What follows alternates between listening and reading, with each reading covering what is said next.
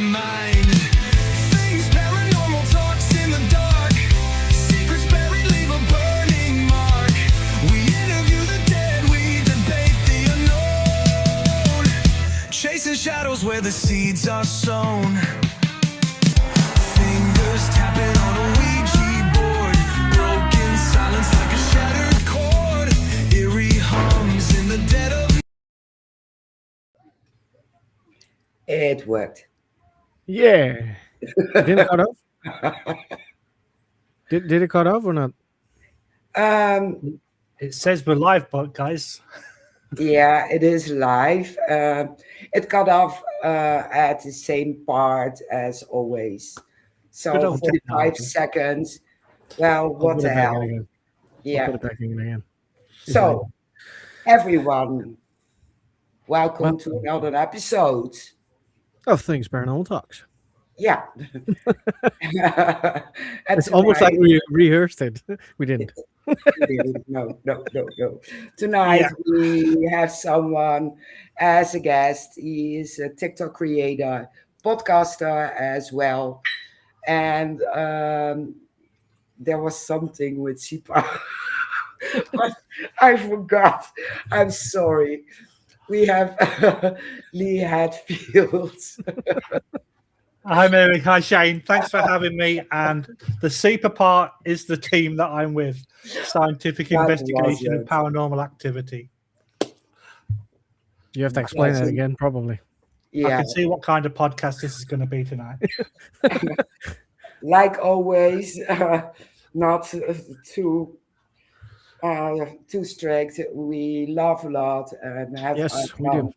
and some interesting things, of course. But we try to be as cozy as possible. Oh, yes. Well, those beers, Shane, that you said were going to arrive haven't arrived yet, so I'm very disappointed. Ah, damn it. See, I forgot something. I knew it. And I was drinking water. Being healthy. Hey, I've got a good cup of tea here. So Oh, that's also good. Very Alright. healthy. Well, again, Lee, thank you so much for joining us. you're most welcome. For the ones who don't know who you are, which we do, could you introduce yourself and what do you do? Sure. So my name's Lee Hatfield. I'm the co-lead for S.I.P.A Canada, even though I don't sound Canadian because I'm originally from the UK. And S.I.P.A is Scientific Investigation of Paranormal Activity. We're based in the National Capital Region of Canada, so that's Ottawa. The team itself has been together for just over 2 years. 3 experienced guys got together, decided to join forces, and then my podcast, S.I.P.A Paranormal Chronicles, has been going for about 15 months now. And you guys are on it a few weeks ago. Yeah. True. After stalking you. Yes. TikTok stalking. That's a new occupation now. Yeah, Yes. I'm no for the stalker because if someone says, okay, I will come on, just give me some dates, I will keep pushing after a few weeks. Have you looked at your schedule? Can you squeeze us in? I'm on top of it. Yeah, I did draw the line when you started tapping at my bedroom window, though, Mary, because I'm 13 stories up. So I couldn't figure out how you managed to get onto the balcony. I can climb very well. Use the mirror. Yeah. Oh my God. This is going to be one of those episodes. So I shared out. I loved it. But you're doing in your podcast all different topics, UAPs, the paranormal, Ouija boards. Yeah, that's the advantage of following you and sharing out everything. But what do you do yourself in the paranormal? And what was your first experience? So we are a team of 8, S.I.P.A Canada, but we initially had a team of 3. Like I said a few minutes ago, the 3 of us are in different teams. weren't happy the way that respective team was going. We met up. We actually met up on a Valentine's Day or Valentine's evening ghost walk. My wife bought one ticket to send me. Yeah, work that one out. She bought one ticket to send me on a Valentine's Day or night haunted walk. And I met up with the two guys that were also there without their respective wives. So it's like, hang on a minute, I can see a theme here. We kind of hit that spark straight away. Decided that we wanted to work together. Met up in a pub 2 weeks later, and then S.I.P.A was created, and we've kind of gone from strength to strength from there. My first real experience, because when you're a kid, if you see something, you just think it's natural. You don't think about a paranormal thing unless you literally get apparitions or something coming into your bedroom. But my first real experience when I was a paramedic in the UK, it was a Saturday night. I was working with a new guy because my regular partner was off sick. So this new guy came in, and as you normally do when you're working with a new guy, you just talk about football or you talk about your hobbies, that kind of thing. And we got called to a cardiac arrest. And I was the senior paramedic, so we turned up on scene. We start working on this guy, and he's doing CPR, and I'm getting other stuff ready. And then I gave him a break to do some CPR, and he literally said to me, "You can stop doing CPR." And I went, "What are you talking about?" He went, "Oh, the spirit of the patient is stood behind you, and he says he's not coming back, so you can stop doing CPR. It's his time." And I'm kind of like, I've kind of got my professional head on, and I've kind of got the WTF moment. It's like, what the? And I then said to him, "Well, with all due respect, please tell the patient that I've got a job to do and I have to carry on." So we carried on, and we, if you don't get any response after 20 minutes, you can say, "Okay, unfortunately, this person's passed." So we did the paperwork, got back in the vehicle. It's like, dude, you can't say that in the middle of a cardiac arrest. And I went, "So what's this?" He goes, "Oh yeah, I didn't tell you that bit back at the station, but I'm a medium and I can see spirits." It's like, F word, F word, F word, bleep, bleep, bleep. And it's like, yeah. So that was kind of my first real interaction. I didn't see the spirit, but he did. And then I'd always kind of had a bit of a skeptical mind about the paranormal. Yeah, we used to have a TV show in the UK that I used to watch, and you could tell that it wasn't as legitimate as what it should have been. Like, the lights would go out and something would make a noise, and you go, it's one of the film crew, come on. So I was skeptical for the longest time, but after that one incident, I thought, well, okay, maybe there is something out there. So let's just start. And I did started researching and getting books, and then even then I didn't watch the shows. Not really until I came to Canada in 2013 did I start watching the shows.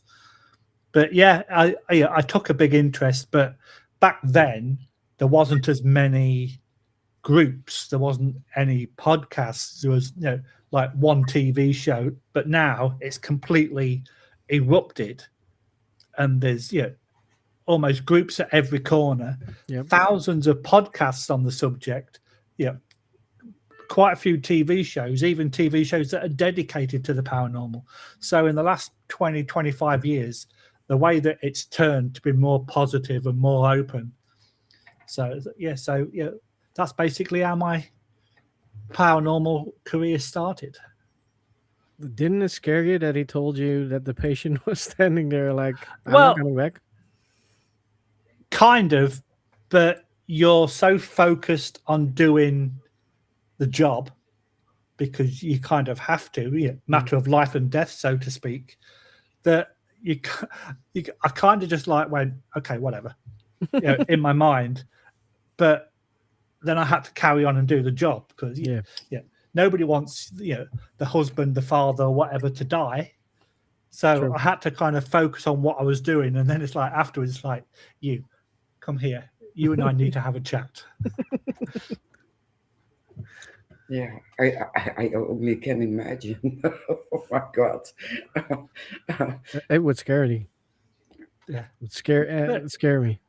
if I'd seen the spirit, that might have been a different Oh, matter. yeah. It'd have been no, I'm calling it now. You're dead. Off you go. But yeah, I did look over my shoulder and didn't see anything. But yeah, that was this is how tonight's going to be on this shift. Is it okay? That would have been a weird experience. Yeah, definitely. Yeah, it's a story that I do tell a lot. To be fair. I can understand why, because it's a good story. Yeah, I love it. Yeah, that's an experience I would like to have. Probably never going to happen, but still, that would be something I would like to have. Yeah. Just go out and find someone dead and start doing CPR. See what happens. Oh yeah, you never know. Yeah, like a morgue. So, That thing is not going to work in the morgue. yeah, it's like, Shane, what are you doing here? Get out. Well, I'm trying to do CPR, see spirit, but no, it's not working. yeah. I don't think they'd buy it somehow. No, I don't think so either. Can I film? Sure, Yeah. sure. And then you'll see Shane being like escorted Locked away up. with handcuffs. Yeah. Yeah, Straight jacket. Yeah. It's not going to be handcuffs. It's going to be straight jacket. yeah, they think you're a lunatic. Give me a sec. yeah. Can you see if this jacket fits? Yeah. Great, thanks. Yeah. Probably not. I'm too big. Oh, But you mentioned you moved to Canada. What was Yeah. the reason for moving to Canada? I married a Canadian. It's as simple as that. We'd been talking online for a couple of years, and the way that my shift pattern worked, every 8 weeks I'd got 18 days off. So for like 2 years solid, it was either she flew to England or I flew to Canada. And then we kind of made the decision that one of us was either going to move to the other's country. I took the plunge thinking that it would be easy to become a paramedic in Canada, and it wasn't. So, but I decided to stay, and I now work for the government, so can't Also complain. good. Yep. Oh, that's also good. As things have happened, everything's slotted into place, and I'm doing okay.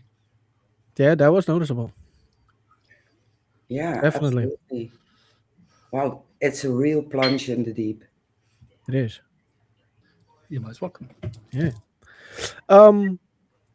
Your team, does they only do location wise, or do they also do residential investigations? Well, it's really weird over here because if you have something going on in your home, it's not very often that people will let you know about it. We've actually been to just one residential, and then that turned out to be not as given. So this girl was saying that she'd got spirits in a house all over the place. And she sent us a video of her dog barking at the cupboard. She sent us a picture of a dead bird in the garage. And it's like, okay. And then, like a moving child's toy, but it moved from behind the camera going forward. So it's like, okay, benefit of the doubt. And we decided to turn up after her saying, now I've got, I can see spirits. And we turned up and she was like, well, yeah, the dog barks at the cupboard. But then we found out that that's where the dog treats were. So that put my skeptical head on straight away. And then, we had a dead bird in the garage. And I thought, well, that's not that unusual. A bird gets trapped in the garage, and it dies. Didn't think anything of that. And then she's tried to tell us that the children toys were switching on.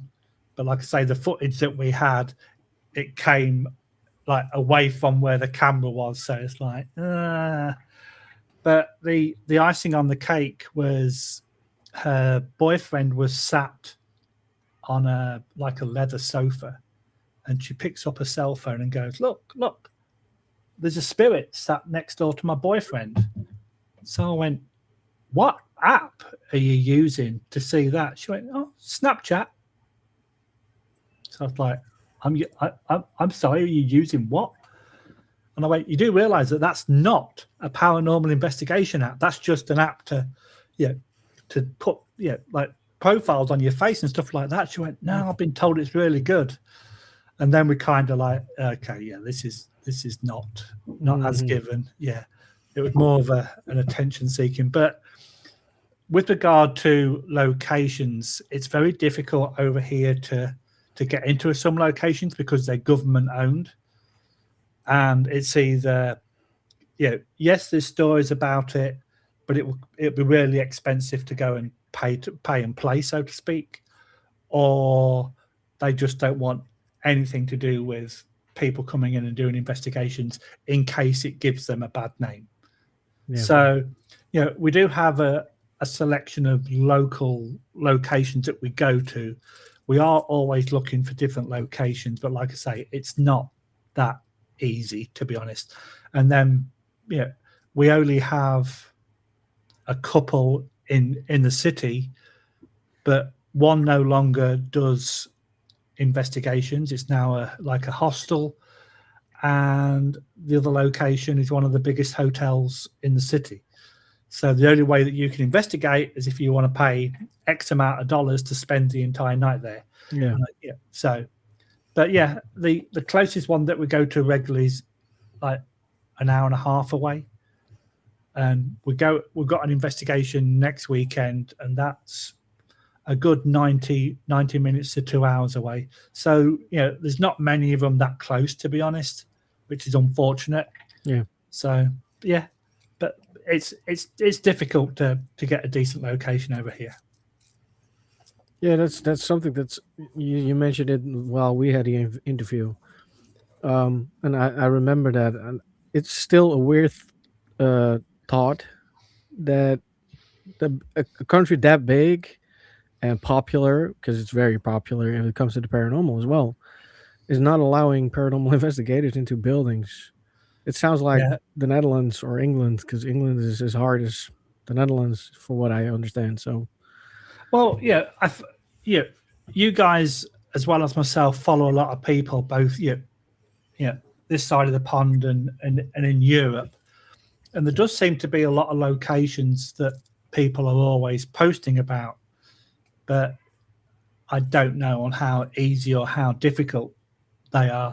The wife and I went to England in November for a family issue, and we ended up going to a World War I / World War II museum that had been opened since I'd moved away, so I never had a chance to go, and I love my history. So we kind of went, and the wife was talking to the owner, found out that he started talking about some of the strange things that has happened, and he's literally invited us to come over and then do a paranormal investigation at the museum. Cool.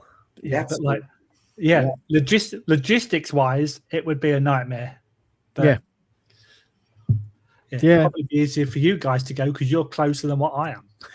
Yeah, but still logistically. Yeah. Oh, for sure. It sucks. Yeah. Because you have to get some suitcase. Yeah.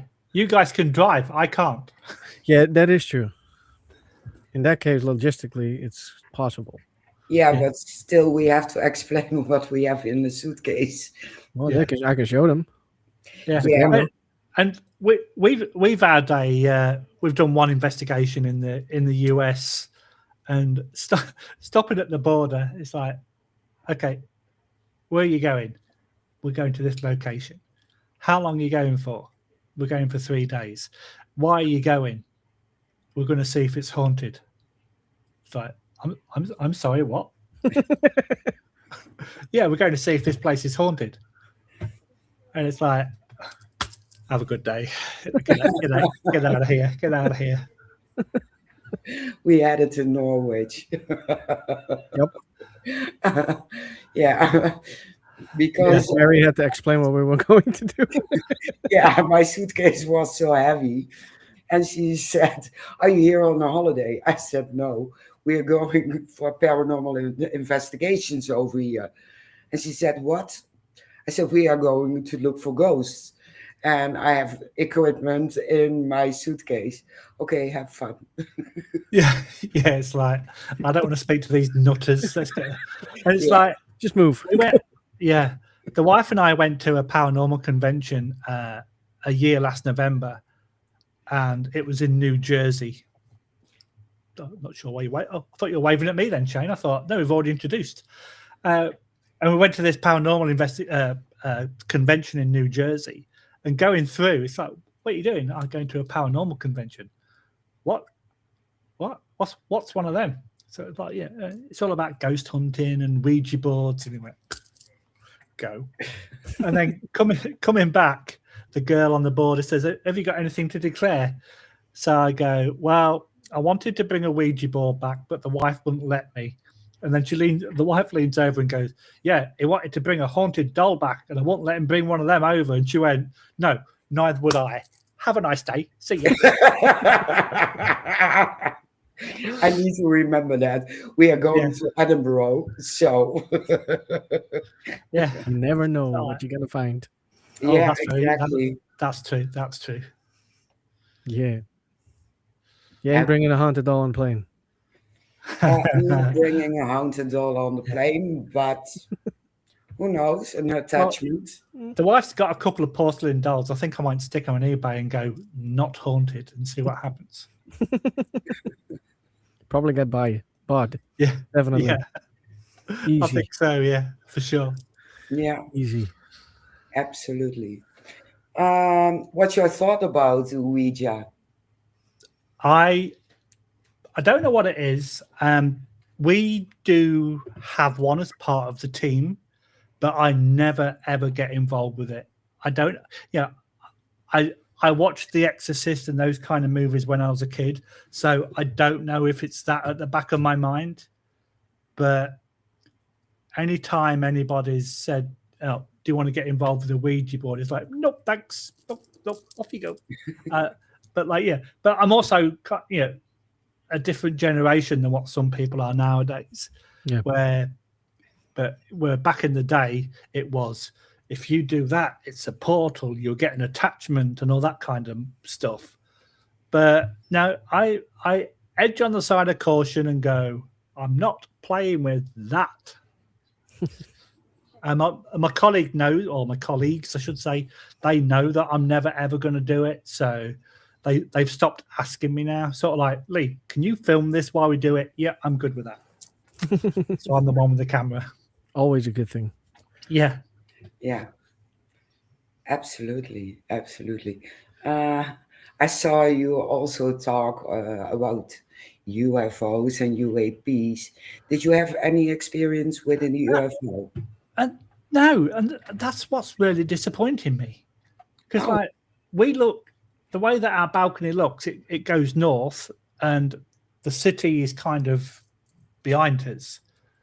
And yeah, we go out at night time and look, and like, I'm very disappointed that I haven't seen anything. But I've got some really good friends that are really big into it, so I have them on the podcast and stuff like that.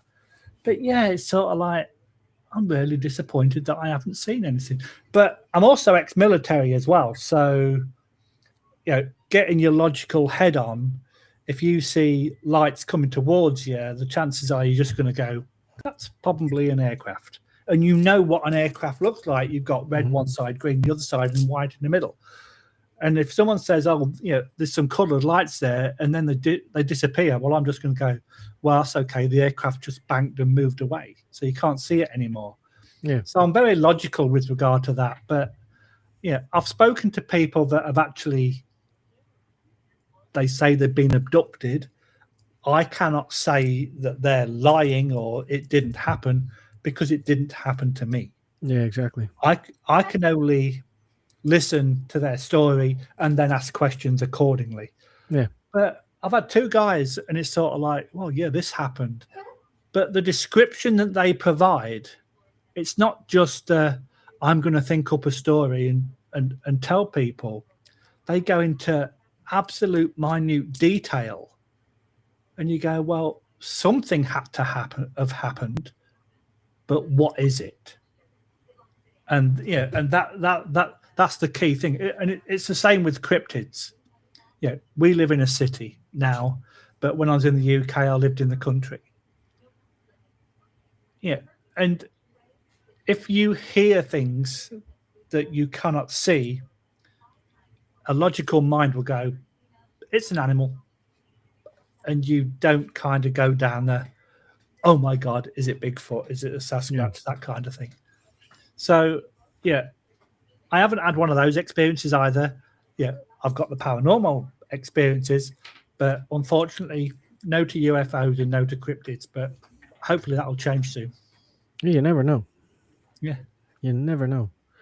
What's the most crazy thing that ever happened during a paranormal investigation? Well, there's two that spring to mind, actually. The time that we went to New York, we went to a lovely hotel called what is it? I can't remember off the top of my head. The Brer Lock Hotel. And when you drive down the road and it's a beautiful oldie worldy hotel, you go in and it's got, like you've got you bad over them in Holland. We've got them in England, where you go into the old fashioned kind of bars and hotels. It's got all the beams and that kind of thing. Yeah. And it's like, it was really, it's been in the family for decades. And there was three of us that went, the two guys and myself, and we hired or rented the two most haunted rooms.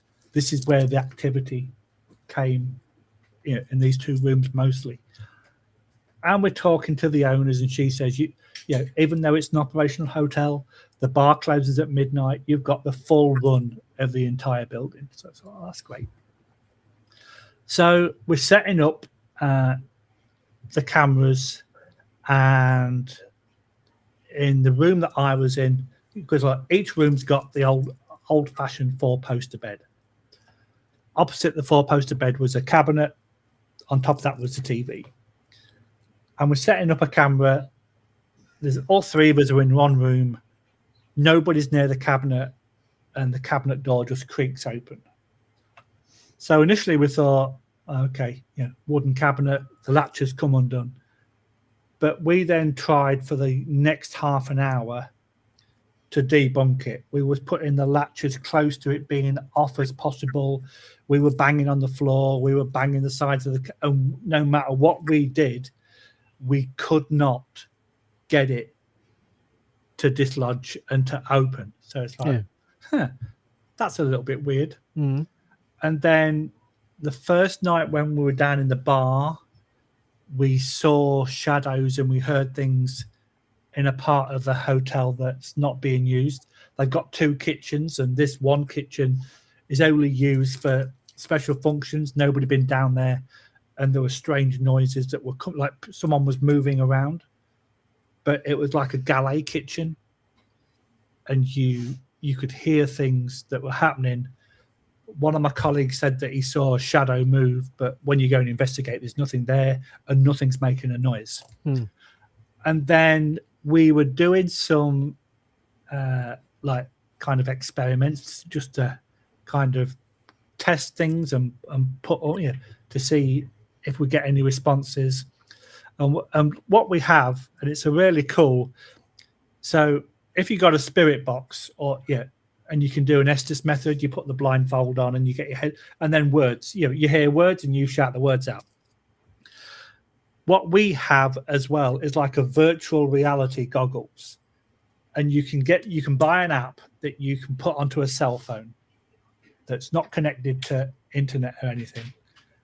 You're doing the kind of similar Estes, and rather than coming out of words, it comes up with pictures in virtual.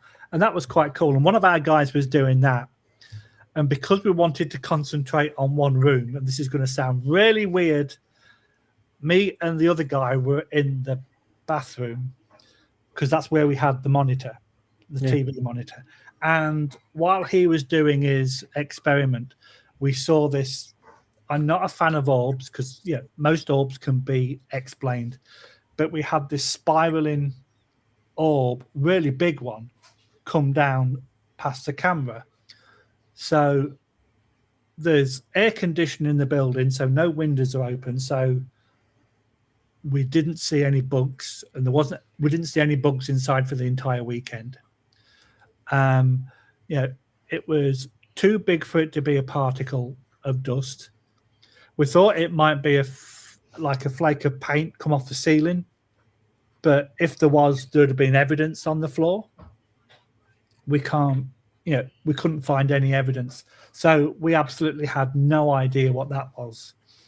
And then the final thing that made it really interesting, on the second night that we were there, we had just finished investigating about 2 a.m. We'd put all the stuff away. I climbs into the 4-poster bed, quite a big one, and I'm in there by myself. And I've literally been in bed 2 minutes. No word of a lie. Like how every evening you get into bed and you get yourself comfortable and you decide on the position that you're going to try to get to sleep. That's the stage I was at. And with it being an oldie worldy 4-poster, rather than having a duvet, they had the old-fashioned blankets. And I moved my leg to one side and I felt the blankets kind of settle because I'd created a gap. And then no more than maybe 15 to 20 seconds later, a really heavy sensation of somebody sitting on the bed. And it wasn't the blanket settling, because that's kind of a soft sensation, but this was a heavy sensation of somebody sitting on the bed. I opened my eyes thinking that one of the guys had come in from the other room, and then I saw this apparition go past the bed. And as soon as I thought, shit, that's an apparition, went to grab my phone, and of course it was then gone. So an absolutely really positive location. We'd love to go back. But it's a tad expensive with the exchange rate and all that kind of stuff. But that was a really fascinating experience. And then recently, well, I'll say recently, just before Christmas, we're in a kind of like what do you call them? These old-fashioned buildings that are now museums. Stately home, that's the word I was looking for. And the ground floor had been renovated to how it looked in the 1800s. The second or the first floor, but over here they go 1, 2 rather than ground and first. It was still a little bit derelict. They hadn't raised enough money to repair that yet, and it had got some quite sheer roofs where the skylight was. You'd got the ceiling had cut out, so you could literally step back to where the window was. And I'm stood back with my camera. I've got a colleague about 6 foot away. We're doing all the normal questions. Is there anybody there? And all that kind of stuff. My left hand was hanging out of my pant pocket by my thumb, and it was at an angle.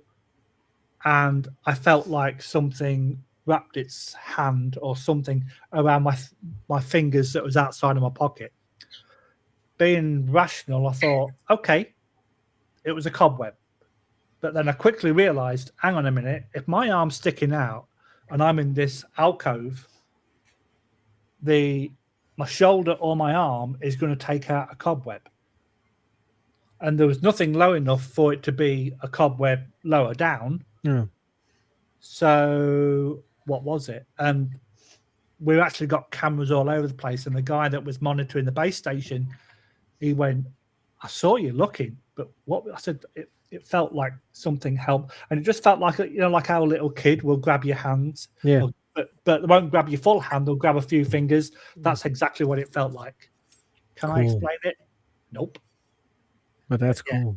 That's awesome. So they're probably the two main ones that like intrigue me, and I've got no rational explanation for both of them.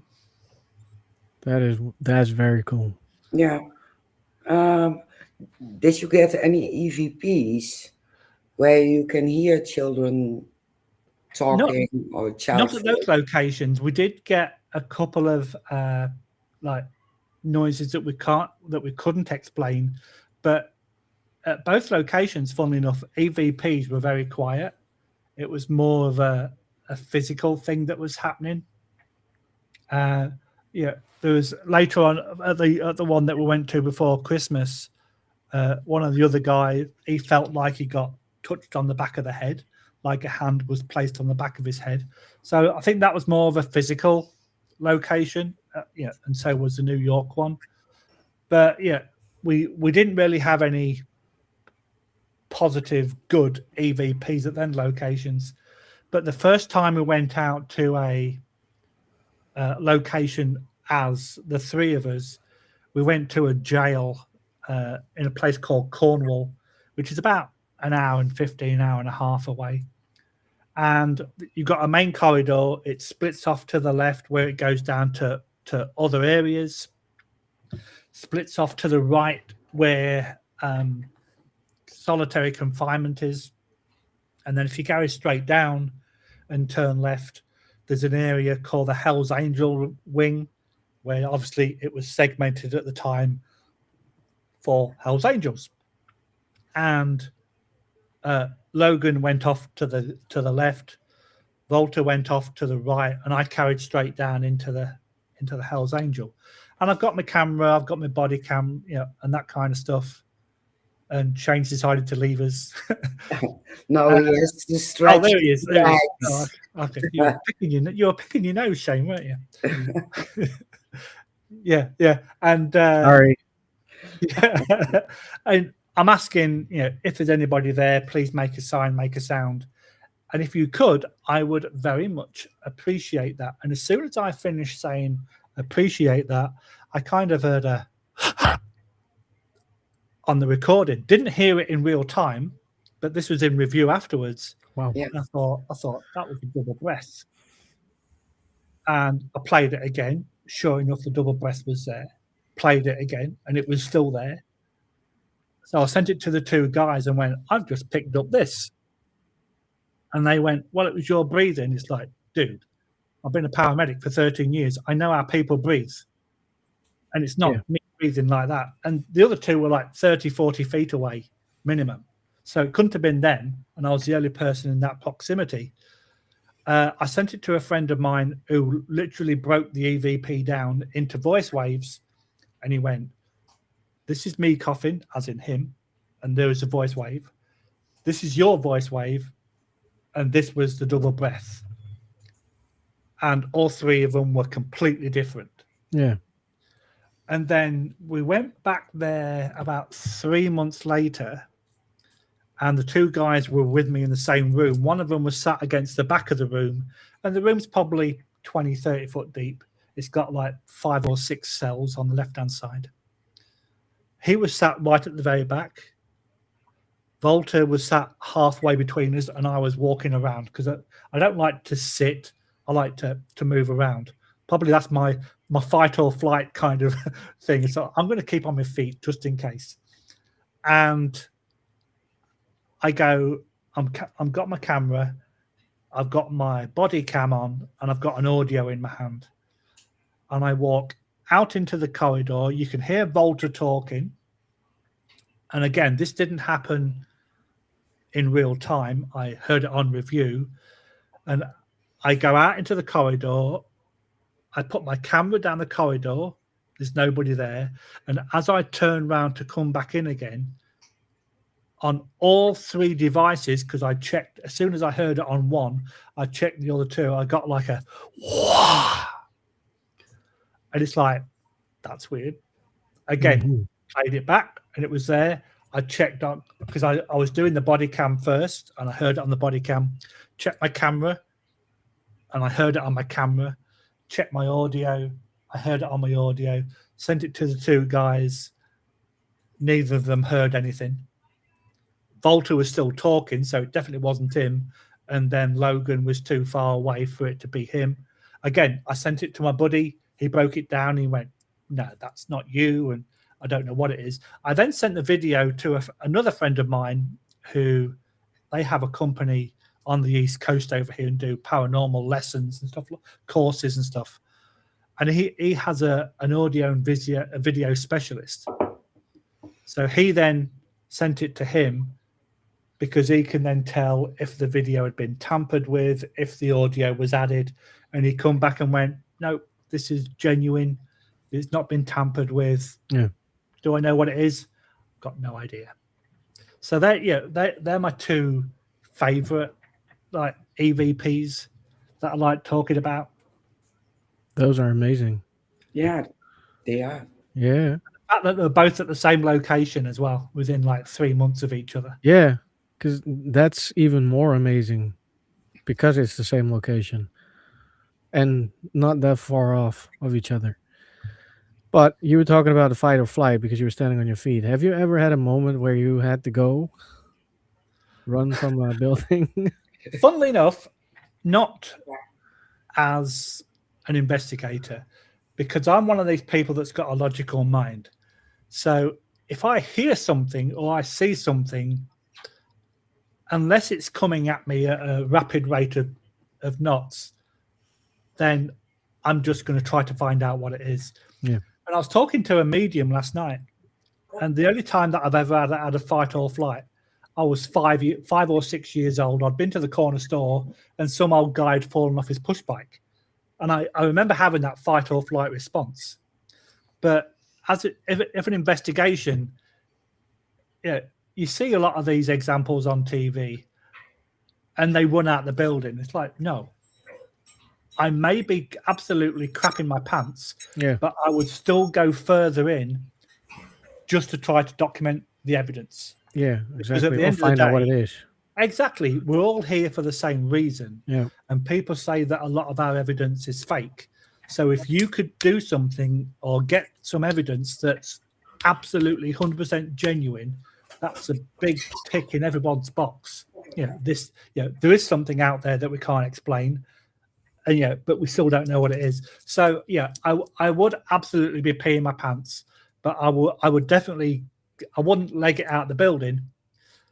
But I was also a firefighter, so I tend to run into places when other people are running out of them. Yeah. So I kind of go, I don't think my life's in danger. Let's go. And I'll try and get a little bit closer, even like you say, even though I'm like,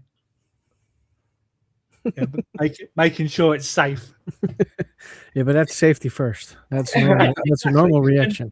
Yeah. Exactly. And being in the military and emergency services, you evaluate the situation. You never see paramedics running to a house. Nope. You'll see them walking because they have to evaluate the safety and all that kind of stuff. Exactly. And Safety I kind of put that principle into paranormal investigating as well. So it's like, is the ground safe? Is there anything that's going to hurt me? No. Okay, I can proceed a little bit further. Yeah. Then you reevaluate, and then you reevaluate, and then you get impaled by a demon that's got a big knife or something, and you die. That would be something. Hi, Didn't see that coming. Didn't see that coming. At least I got the evidence. I'm now a ghost, but I got the evidence. Oh my God. Yeah, and you have to laugh. Still got it, fucker. Yeah, exactly. Yeah. Oh. I would then be a ghost of that location and give the thing that killed me. I'd give them so much shit. It'd be unbelievable. Oh my god. It's afterlife a living hell. Yeah. Yeah, I know, Yeah. right? Yeah. So Yeah. you would be, you little shit. Yeah. I'm thinking in images. Yeah, me too. yeah, exactly. Yeah, this is the last thing Lee saw before he died. Something like that. Yeah. Talking about teams, do you guys work with other teams as well?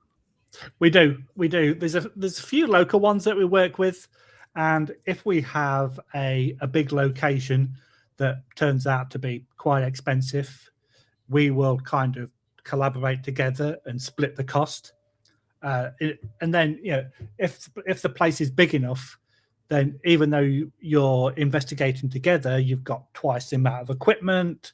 So yeah, we kind of keep ourselves, well, we do things together, but we also keep things separate. So okay, you guys go in the basement and we'll go in the loft. So we try to minimize the contamination between the two teams. But then we do like swap over and work with each other.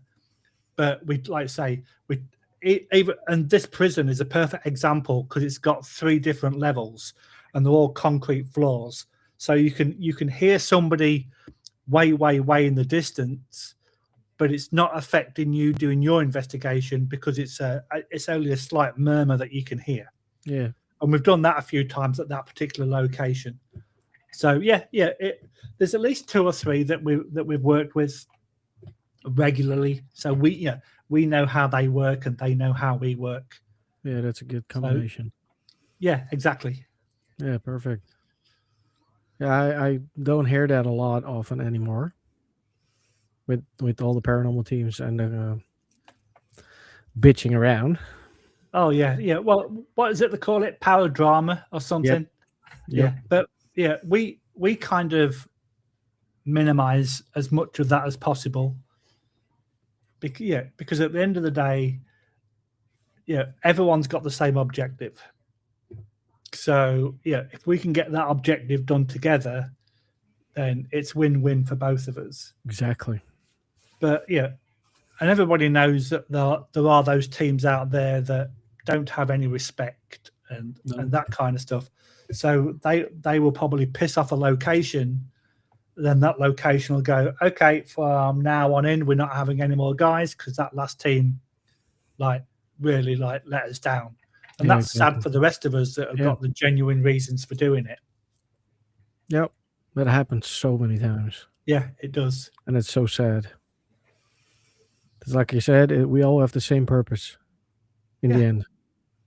And I think some of it in the past has been kind of jealousy as well.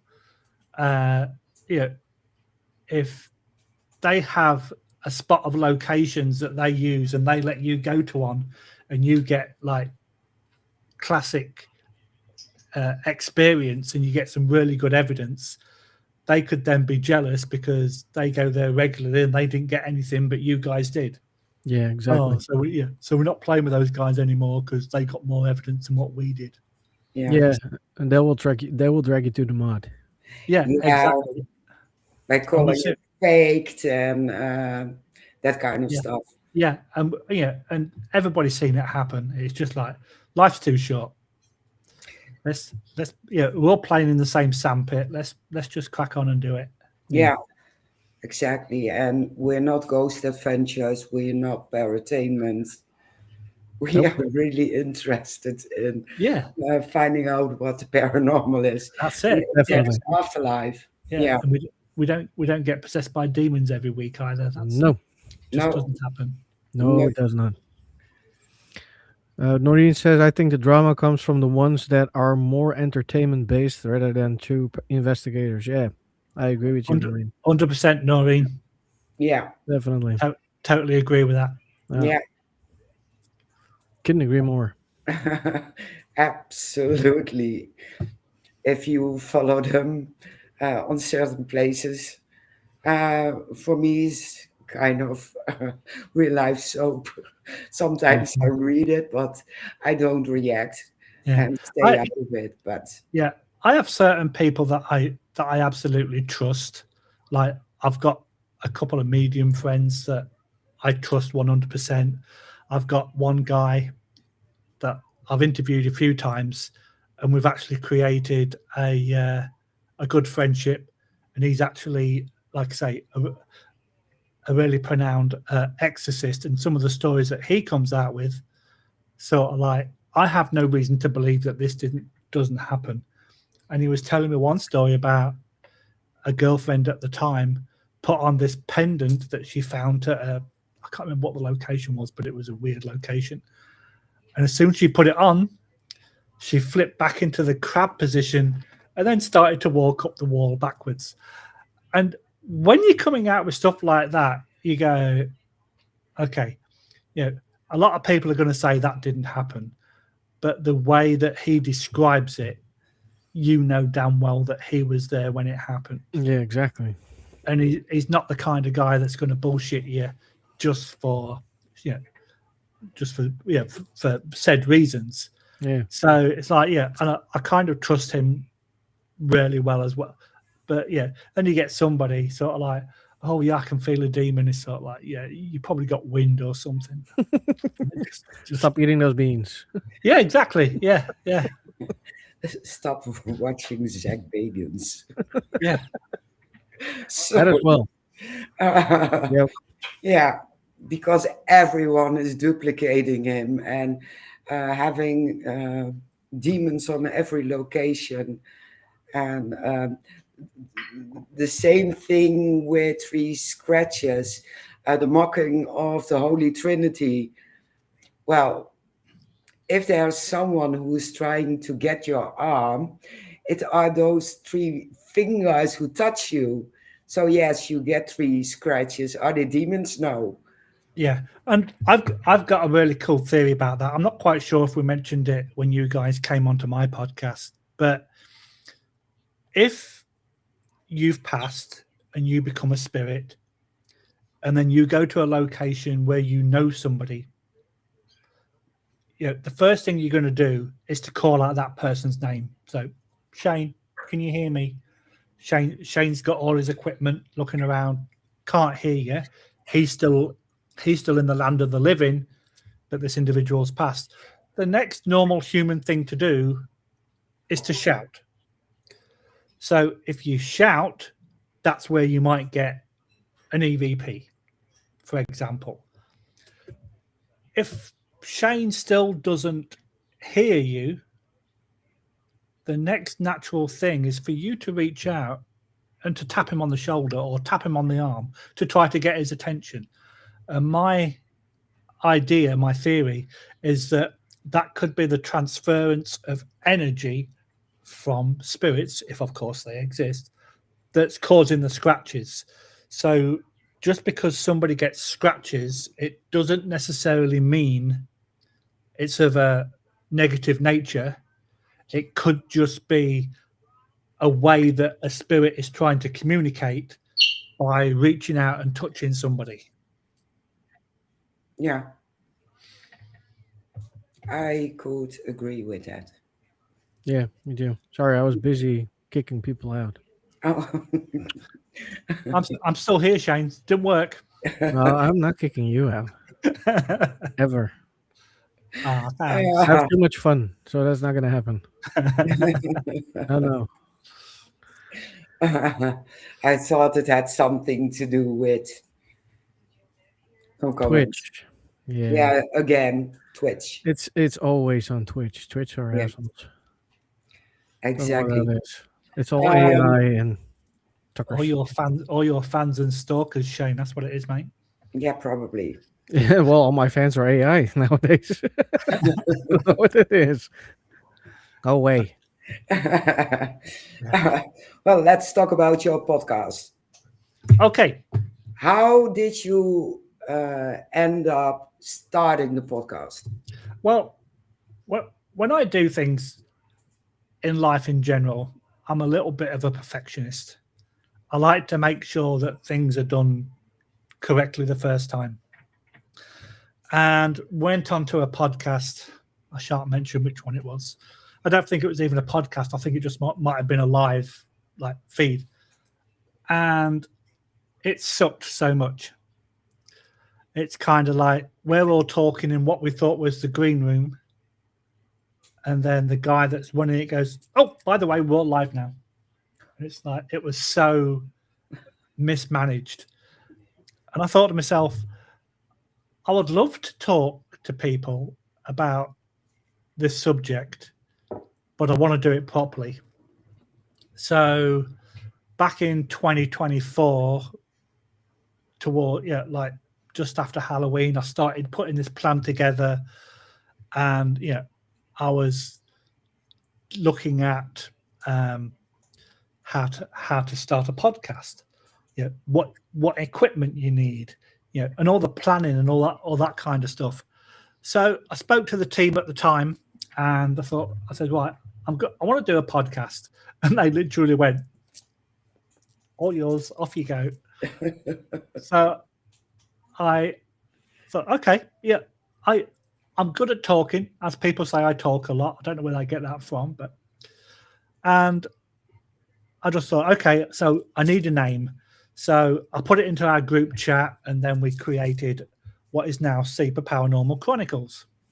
And then I decided, well, I don't want to have me just talking to a camera by myself. So I started off having a couple of the team members to start off with, so we could like bounce conversations back with each other. And then I started inviting people. And I could not believe the response I got. I was getting so many people. It was unbelievable. Yeah, because I'm not a shy person, so I will reach out to any man and his dog and go, do you want to come on my podcast? And then sort of like, oh, crap, they responded. So we're now in season 2. I just released episode 22 of S.I.P.A Paranormal Chronicles, and I've spoken to people off the TV, people, like yourselves in different countries, England mostly, the US. I've spoken to somebody from, where was she? She was in Austria, I think, talking about the Dyatlov Pass. Yeah, because obviously, the paranormal potential there. Yeah, I've spoken to exorcists, mediums, TV personalities, authors, and we have such a great time because I don't hold back with some things, and I treat people as an equal. Everybody I speak to, I treat as an equal, and we end up having such a blast on some of the podcasts. Yeah, a lot of these people are now my friends on Facebook. Yeah, and this includes people off the TV that are now my friends on Facebook. But I have so much fun doing it, and no two stories are ever the same. You can talk to 3 paranormal investigators, but they've all got different stories. You can talk to 3 mediums, and they've all got different stories. And like I said earlier, I'm not in a position to say that you're a liar because something happened to you and didn't happen to me. So I ask as many questions as possible about their experiences, not to try to catch them out, but to try to learn. And I've learned so much in the last 16 months or so. Number one, about being a podcaster, because 2.5 years ago, 3 years ago, I don't think I'd ever listened to a podcast in my entire life. But now I do it on a weekly basis. Yeah. And like I say, I speak to great people like yourselves, and you learn so much from everybody, and you grow after each episode. Let's not speak about the negative side of, oh crap, the audio failed, or you get the technical glitches that everybody's had them. But I just enjoy doing it so much. The wife sat over there, she's watching TV on almost 0 volume.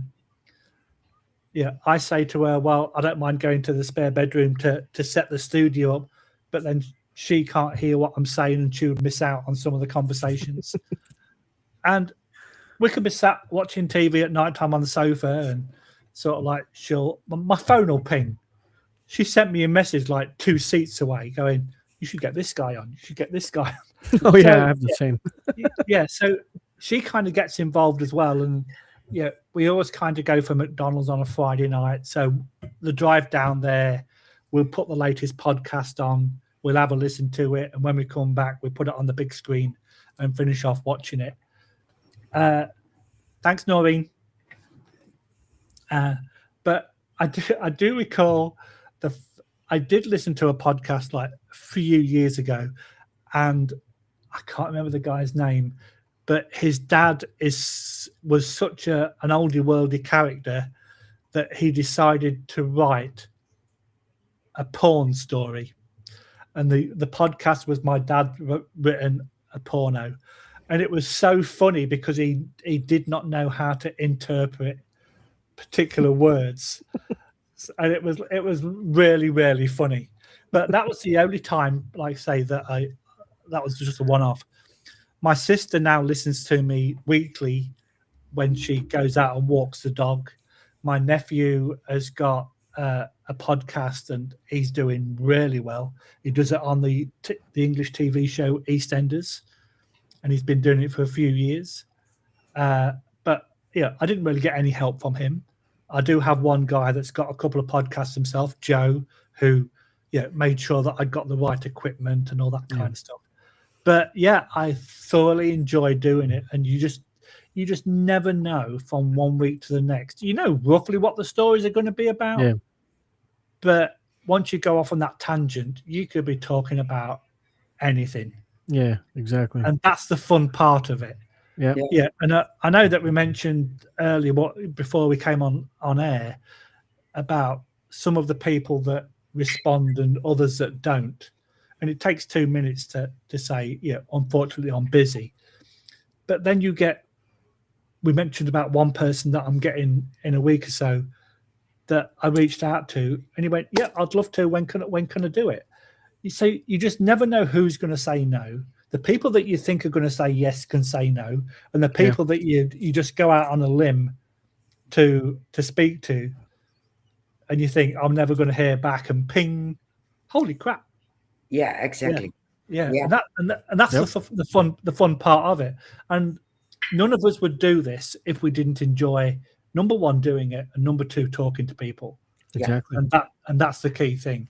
Yeah. And people like Noreen saying that podcasts promote a gathering of like-minded people. Yeah. She's absolutely right. Yeah. Because there's so many people that have got paranormal stories, whether it be about fairies, UFOs, cryptids, ghosts, mediumship, demonology, anything. If you're into that kind of thing, it's always a fascinating story to listen to. And you don't have to sit down and watch a video. You could, like with these apps nowadays, you can be out walking the dog. You could be in the garden. You could even be in the bath. Or not the shower because it would get wet. But you get what I'm saying. You could be anywhere. You could be on a plane listening to them. Yeah. And that's the great thing about doing podcasts. Yeah, not only that, like you said, it's you never know what the story is going to be about. Yeah. And none of the stories are the same, unless it's two colleagues of each other who had the same experience. But other than that, it's always a different story. Yeah. And I was talking to a guy. He's coming back in a few weeks, actually. I'll tell you. You'll know why he's coming back in a few weeks when I tell you the story. He was a UFO investigator. And he was talking about one particular incident, and he went, "Yeah, that's about the time that I got abducted," and then just carried on. And I went, "Whoa! You can't just come out with that and not tell me."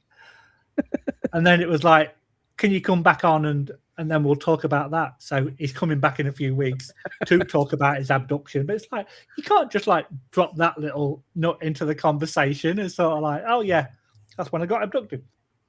So, like I say, so you never know literally what's going to come out of somebody's mouth.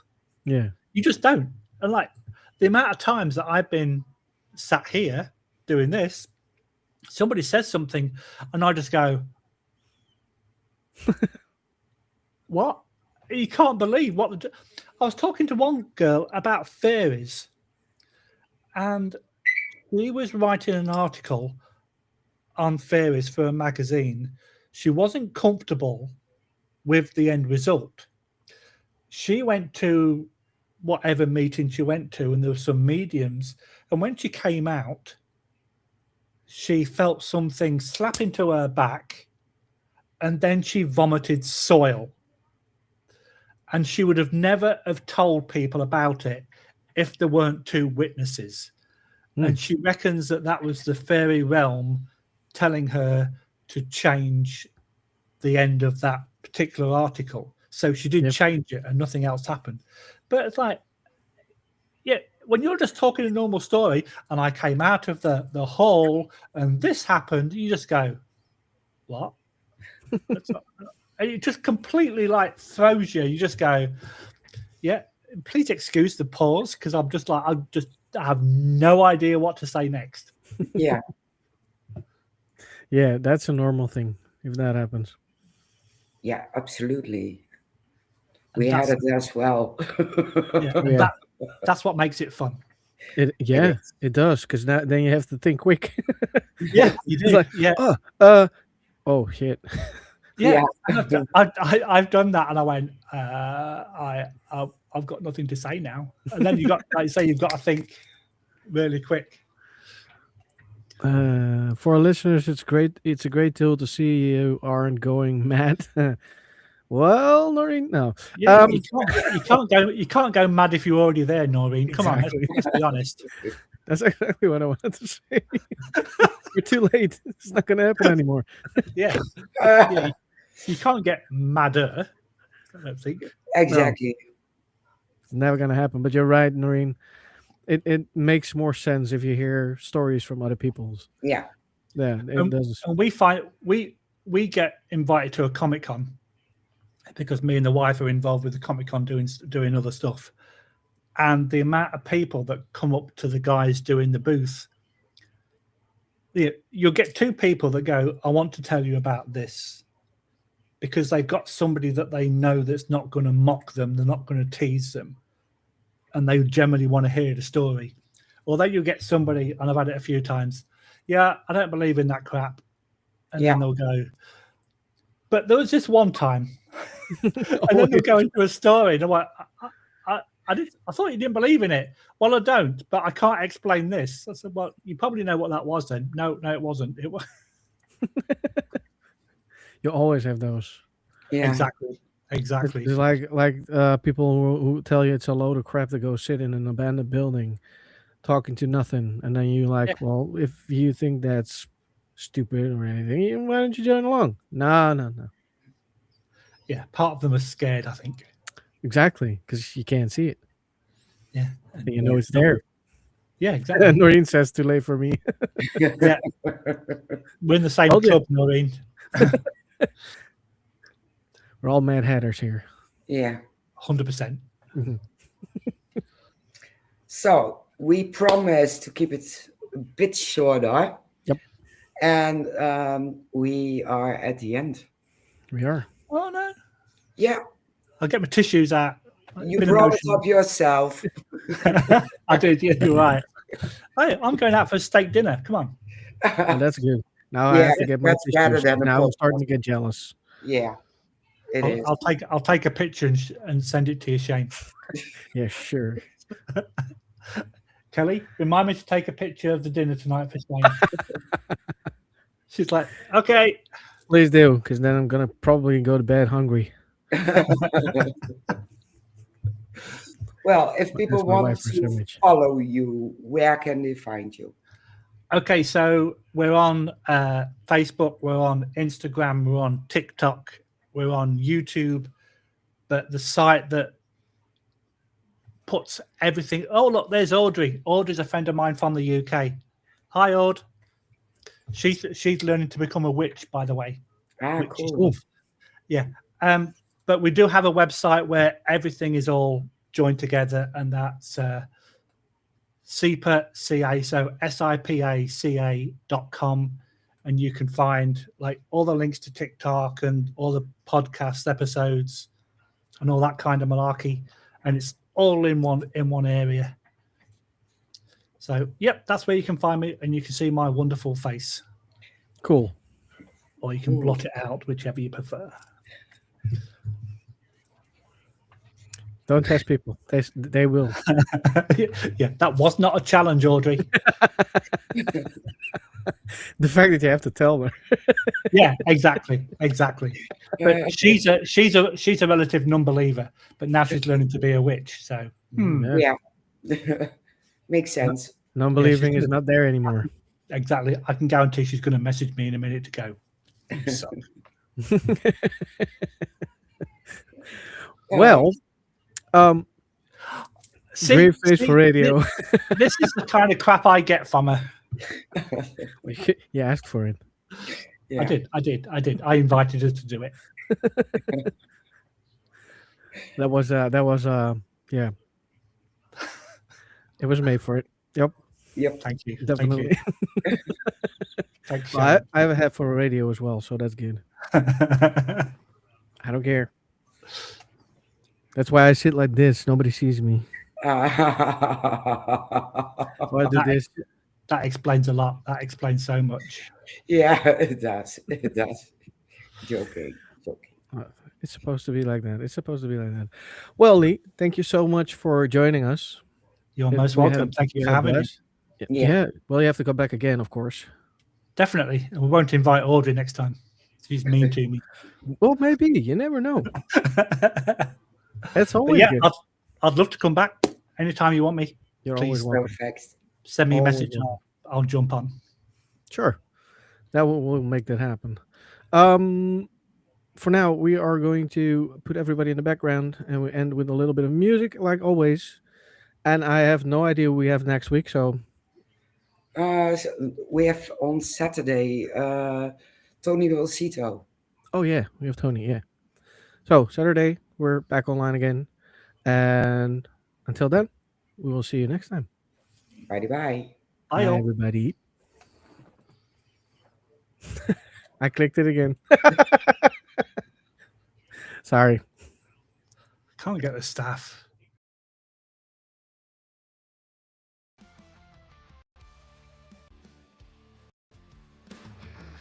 Stack, think the unseen crowd. Fingers tapping on the veil too loud. Voices from the cracks in the floor. Shadows bending where light won't go. Chasing truth in a haunted show. Are they real or something more?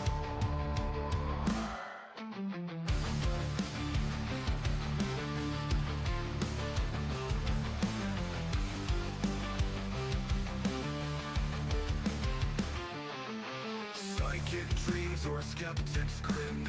Ghosts of questions circling within. Answers vanish before they land.